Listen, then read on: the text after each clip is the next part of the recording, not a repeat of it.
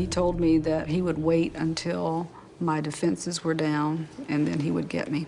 Hey everyone, I'm Rebecca and welcome to Watch Mojo. Today we're counting down our picks for the top 10 most shocking Dateline moments. I wanted to run down there, but I didn't want to freak Brianna out. I didn't know.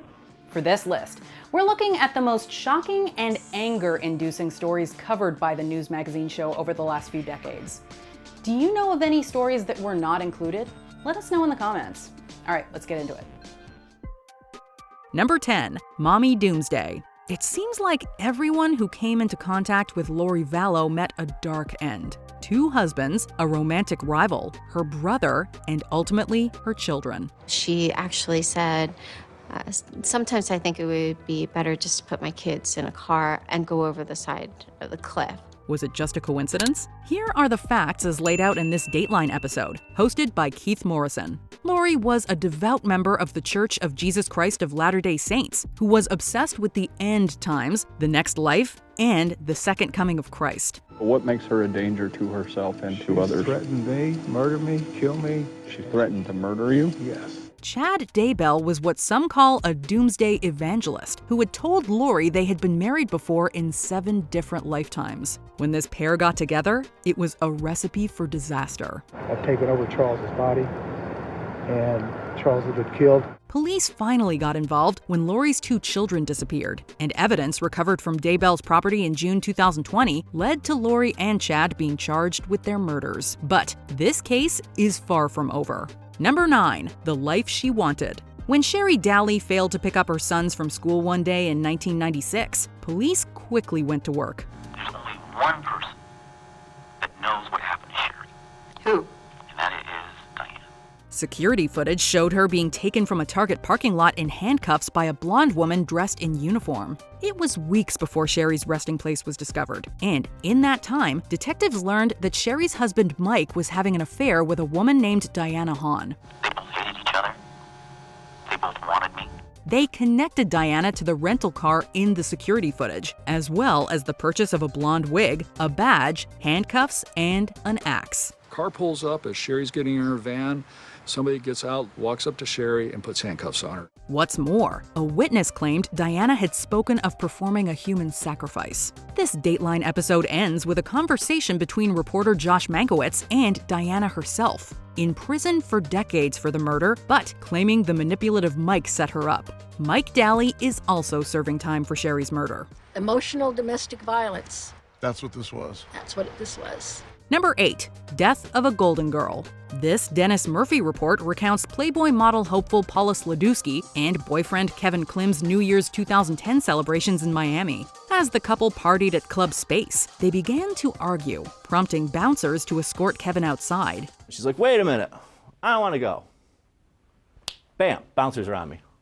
They must have been watching or something, but they were on me instantly. He left, and surveillance video showed Paula exiting shortly thereafter with an unknown man. Sadly, when Paula was still MIA the next day, it was an earring recovered near a burning dumpster that led police to identify the remains inside as Paula. Due to his volatile history with Paula, Kevin topped the suspect list, but it was a long list. They were having an argument. They were only 2 or 3 feet in front of me.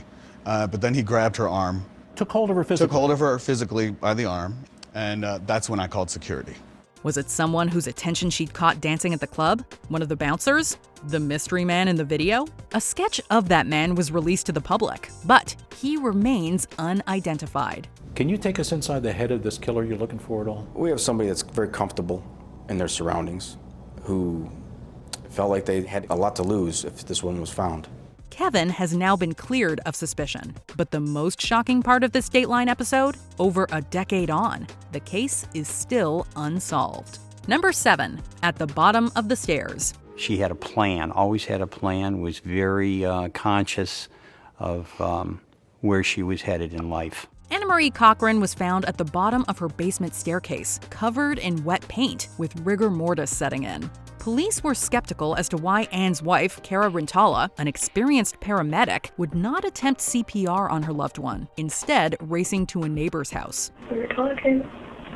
She gave me coffee. When the cause of death came back as strangulation, authorities searched for a murderer, ultimately charging Cara. Kara and Ann's volatile relationship came under scrutiny, with tales of domestic troubles, emotional cheating, a jilted ex, restraining orders, and shopping addiction coming to light. The wet paint was also a key subject, since rigor mortis takes roughly 2 to 4 hours to set in, while paint dries much more quickly. It took 3 trials, but Kara was finally convicted in 2016, which is where this Dennis Murphy report ends. However, in September 2021, the guilty verdict was thrown out, so Rintala is heading back to trial. Number 6. Unraveled.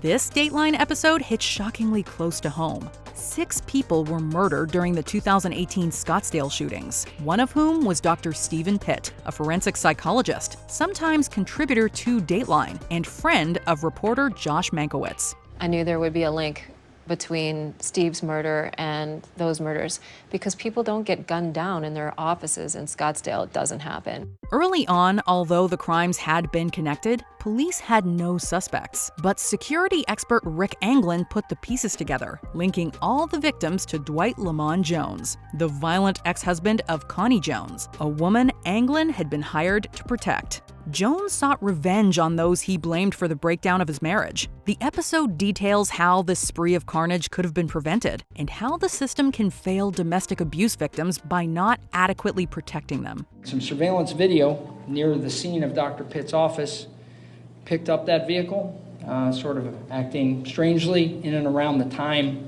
of the shooting. Ultimately, the rampage ended with Jones taking his own life. But at least there was a ray of sunshine in the end. Rick Anglin and Connie Jones are now happily married. Number 5. The Wrong Man. Ryan Ferguson and Chuck Erickson were just a couple of underage kids who went out partying for Halloween 2001. But after Kent Heitholt was found murdered nearby, Chuck began to remember a different version of events, one where they had been the killers. This drug and alcohol-fueled recollection of the night landed both him and Ryan in prison, despite the fact that the physical evidence did not implicate either of them. They tell me they're arresting me on suspicion of a murder. And at that point, I'm just like, oh my goodness, this is absurd. Ryan continued to proclaim his innocence, and to help prove it, in 2009, he retained renowned lawyer Kathleen Zellner, who represented Stephen Avery from making a murderer.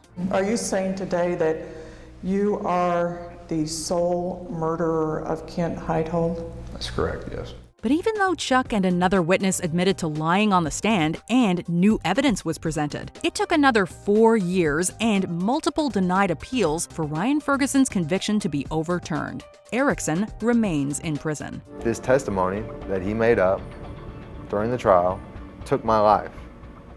And, it's crazy to believe that, his testimony now could give my life back. Number 4. Mystery at Bootlegger's Cove. Keith Morrison headed to Alaska for the story of Bethany Carrera, a student who disappeared from Anchorage in 2003. You need to come to Anchorage. Bethany's missing. And of course, I'm just in shock. What do you mean? The arson in the building next to her apartment caught the attention of Detective Glenn Klinkhart, as it paralleled his own sister's murder years earlier. The prime suspects in Bethany's case were brothers Mike and Bob Lawson. Mike was Bethany's boss and landlord, and by all accounts, he fiercely disrespected women. The brothers were each other's alibi, so it took Bob finally telling his story to break the case. Her bed hadn't been made. There was a book that had been turned over. Her purse is still hanging in the closet. High on cocaine, Mike had shot Bethany, and the brothers then left her in the woods and burned the evidence. Unfortunately, the star witness for the prosecution took his own life before the trial, so his story was inadmissible save for one recorded conversation between him and his brother that implicated Mike. We, the jury, find the defendant, Michael Lawson, guilty of murder in the second degree. But thankfully, it was enough. Mike was sentenced to 99 years in prison. And he smiled. Like I wanted to get up off the chair and smack him.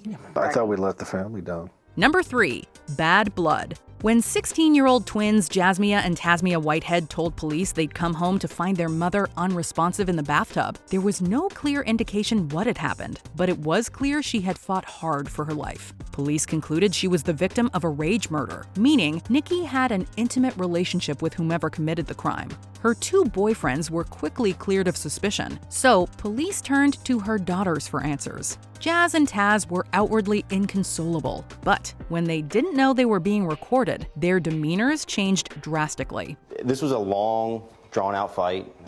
Nikki was fighting for her life for several minutes. Police noted cuts and bite marks on their arms and hands and discovered they'd been hours late for school that morning. Eventually, police found notes written between the sisters showing evidence of premeditation. It turns out the girls were angry their mother was being strict with them.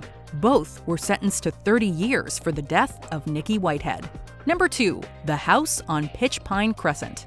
It was only when Caleb Harrison was found strangled in the same home both his parents had died in just a few years prior that police began to examine all 3 cases closely. As Andrea Canning reports, the lives of Caleb, his father Bill Harrison, and his mother Bridget Blackwell were put under a microscope. Between Caleb's fatal drunk driving accident, his less than perfect relationship with his mother, and his ongoing custody dispute with his ex-wife Melissa Merritt, there was plenty to look at. It was just devastating to him that this marriage was ending, the potential of not seeing his children on a daily basis. And the twists and turns just kept coming. Ultimately, evidence pointed towards Melissa and her new husband, Christopher Fattori. I get a phone call from Caleb saying, sit down, Bridget's dead. My son found her at the bottom of the stairs when he came home from school. Police tricked the couple into leaving their home long enough to set up wiretaps, and the information they gleaned from the resulting recordings, plus DNA evidence, was enough to finally convict Melissa and Chris in Caleb's death, and Chris in Bridget's. I think the first thing that popped through my mind, if anything was wrong, was automatically Caleb, just from his background.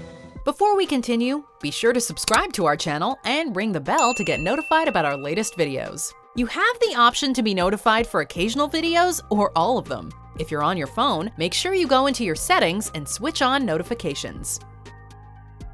Number 1, Dangerous Web. This episode was the first in a Dateline series that went down in infamy: To Catch a Predator. In this installment, 18 potential predators were caught over the span of 2.5 days through a string operation in Long Island. What reason? Just to hang out. Just a lonely guy, you know? I don't mean anybody any harm. With help from Perverted Justice, a volunteer group dedicated to protecting kids online, host Chris Hansen would meet these men to question their motives. Walk up the sidewalk and walk into this house because what? You thought it looked like a nice house? Yeah. Yeah. Do you understand why that story doesn't make sense? Phrases like, "I've never done anything like this before," and "I'm not here to have sex" were common. This first episode was so successful, both in terms of catching predators and with viewers, that To Catch a Predator became a spin-off series of its own. What are you doing, Ryan? I made a mistake at the time. I made the judgment call to correct that mistake. But accusations of entrapment and other controversies ultimately led to its cancellation in 2008. Even so, there is no doubt that Dangerous Web made for a shocking Dateline episode, and a shocking episode of television, period. Has anyone here had a stranger say anything you felt uncomfortable about that was inappropriate? I've taken to binging the Dateline podcast while walking in the woods, alone, and also while falling asleep, which are probably 2 of the least good times to be binging the Dateline podcast, but I still recommend it. Anyway, are there any cases that got under your skin? Let us know in the comments, or come tell me on Twitter or Instagram at Rebecca Brayton, or on my YouTube channel. See ya.